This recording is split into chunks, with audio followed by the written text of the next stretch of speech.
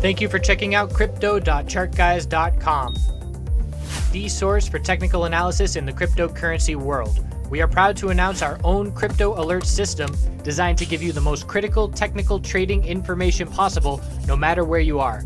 Keep your eyes on the market with mobile or email alerts for MACD crosses, RSI levels, and even inside bar alerts for dozens of coins across multiple exchanges.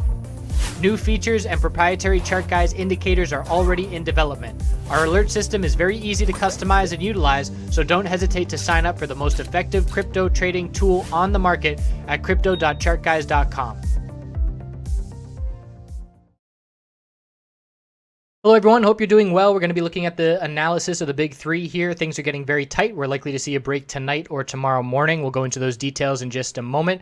Some house cleaning before we get into it. Just want to mention a couple things. Number one, Doug Polk Crypto has a great YouTube channel, and he puts out a lot of good fundamental information. He's starting to do more interviews on his channel, and he recently just put out a tweet where he's asking for suggestions on people to interview. I would love to go interview with him because he's not a believer in technical analysis. Now, obviously, we're not going to go on and yell at each other and have an argument, but being a former poker player myself and seeing all of the analogies and similarities between technical analysis and poker, I think that it could be an insightful conversation, and I think I could open up his eyes a little bit to technical analysis and let the light into his life. But yeah, just being able to, I understand all the skepticism that there is in the space, because the space is filled with, number one, people who don't know what they're talking about, and number two, people who pretend they know what they're talking about to scam people and get their money and, sell them alerts or whatever their service is. But I think that would be a very interesting conversation to have on his channel. So if you want to go over to his Twitter and comment on that and suggest chart guys, we would certainly appreciate it. Also, I put out a tweet where we are looking for any kind of collaboration with people. If you have any kind of following in the cryptocurrency space, we'd love for you to try out our alert system for free. And again, we're not trying to sell anything to anybody that's not going to benefit them. So if the alert system doesn't make you money and it doesn't pay for itself in the first month, don't use it. It's very simple. So if any YouTube personality or anybody with any kind of following finds it useful and thinks that their users would benefit from it, that's definitely something that we can create mutually beneficial relationships around. And I love the cryptocurrency space and the mutually beneficial nature of this space. And it's not competition. I'm not out there trying to say, oh, I want more subscribers than this person and their channel stinks and ours is great. We have people out there like Philicone Crypto on Twitter. He puts out great free information.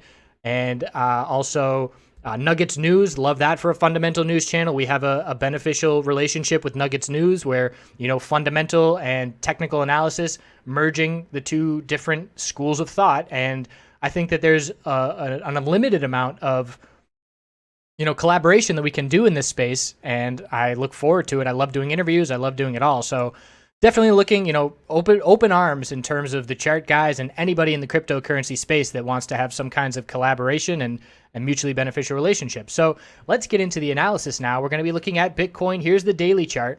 So we've got our bounce. We have the bulls attempting their daily higher low here, which would be a bull flag if we can get some follow through.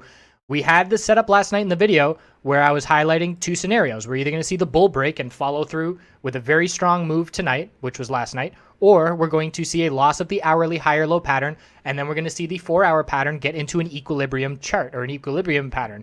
And that's where we stand right now. So here we are on the 4-hour. And I don't usually draw trend lines, but it's nice visual here where we have a clear resistance, 2 rejections, and then 3 bounces off support. And you can tell we're getting tight.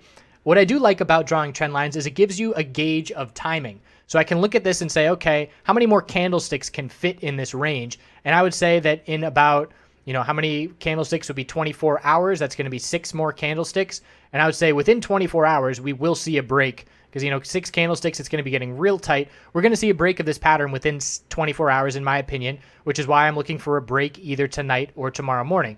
The key levels that I'm watching right now, I am watching key support, the low of this morning consolidation, 8,393, and key resistance, looks like we're forming a new resistance now at 8,730, but the key level for me is 8,950. And if we break 8,950, the odds of breaking the high of 9,090 are very likely, as it's just another $140 to the upside.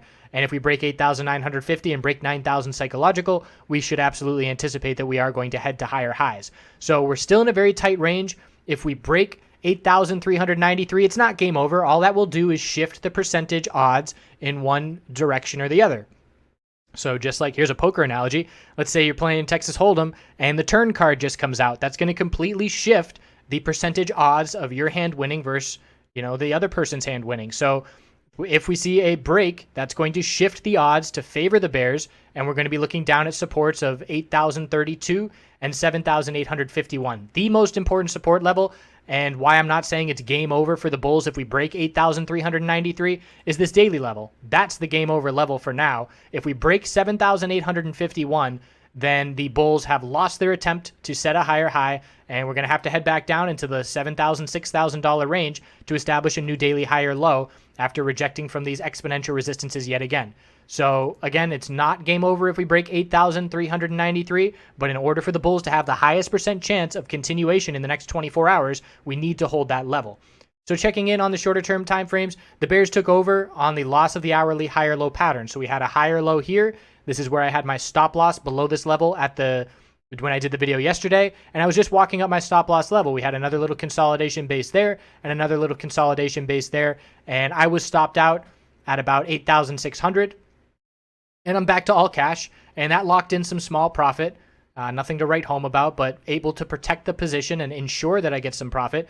And looking at where we stand right now, we are, or I should say, when we broke that higher low pattern, now it's been lower highs and lower lows, and now the bulls are forming higher lows and higher highs again. So this is just a detailed version of this 4-hour chart tightening up, but it's the 4-hour levels that are very important to me. And as I've been saying in these videos, I've been cutting back my trading way less. I've made one trade in the past 3 days, and I held that one trade for about 24 hours, which is a long time for me as I was waiting for the pattern to play out, and I wanted to expose myself to the potential that we did get that bull break last night.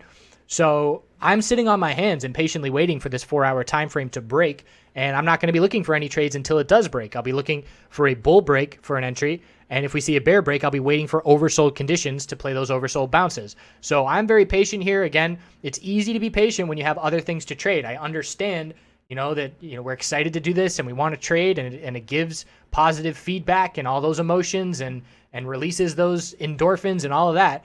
But I understand that if you're only trading cryptocurrency, it's hard to not force trades. Whereas if you have the world of markets open to you, I was looking at a natural gas trade yesterday, an oil trade is setting up. We're trading S&P 500 every day, Canadian MJ. When you have all of these avenues open, it's very easy to just move on to something else that has a better setup and be patient. So I do understand that for those of you that are, just branching into technical analysis and only in the tech or the crypto space right now, that it's easier said than done to just not trade. You want to be doing something, but it's just more beneficial to use these opportunities and say, okay, we're tightening the range. I'm not going to force trades here. I'm going to commit 2 hours today to studying, and I'm going to look up Elliott Wave and see what's up with Elliott Wave or whatever indicator, you want some more information on. Just use this as a motivator to continue more in-depth education rather than looking for trades and entries and exits with where we currently stand. So Ethereum, daily time frame, higher low established here as well, tightening range. Everything is so strongly correlated at this point. There are minute differences, but not significant. And here on Ethereum, I'm looking at the 4-hour higher lows that are still intact. And another point I just want to make coming back to Bitcoin, you look at this 4-hour chart, and I'm going to clean it up a little bit so we can get some more clarity, but you might say, where is that 4-hour higher low? So why aren't these levels higher lows? These are inside bars and they show consolidation. So while there are absolutely supports being built on the hourly time frame, this is all one bull move. Every single candlestick is a higher high on this bull move. So I don't have any higher lows on this 4-hour chart established between this level and where we stand right now, trying to establish this 4-hour higher low. So you might be saying, well, we lost the 4-hour higher low pattern. As far as I'm concerned, we have not. These are inside bars that broke bullish for continuation, and they were not periods of consolidation. They were periods of sideways consolidation. They were not pullbacks establishing higher lows. So it's a very clear difference where we have a move like this with 2 red candlesticks. We lose the higher low. We establish a higher low. When I say we lose the higher low, I mean of the individual candlestick. And we establish a higher low of the trend. Here, every individual candlestick is another higher low, and it requires losing that pattern and consolidating for a period to try and establish another uptrend higher low. So that might be a little bit confusing, hopefully not, but again, it's just no period of pullback. It's all the same bull move here, and now here's the period of pullback. So for Ethereum, 4-hour support, we have these 3 levels that we're watching, and this was more of a consolidation high or low on the 4-hour time frame because we did lose each individual candlestick setting the higher low. So that was a support at 838. But where we stand right now, key support is 826. If we break that level, the odds of the daily chart falling back in favor of the bears increases significantly. So that's an important 826 level. I'm looking at resistance of 849 and up here at 874. Those are the 2 resistance levels to be watching. And then we're watching the high of the bull break. And we are definitely a bit weaker than Bitcoin overall comparatively with Ethereum.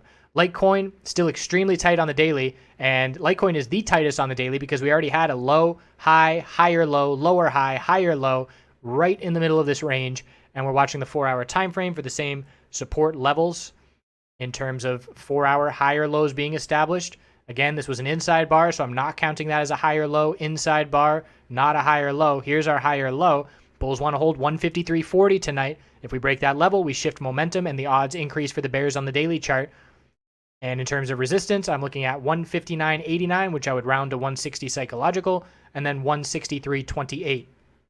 So the bottom line, as we head into tomorrow and tonight, is that these 4-hour charts are tightening. These daily charts are tightening. There is going to be limited trading opportunity while we are within these patterns because the moves are getting smaller and smaller as we tighten up. And we are looking for Bitcoin to be the lead as always. Not seeing a lot of strength right now on this 4-hour time frame. And again, if we head into tonight breaking 8,393, while it is not game over, as the daily chart, the game over level for the short term is 7,851, a break of that 4-hour level that established today will shift the odds that we are heading back down to that daily support significantly in favor of those bears.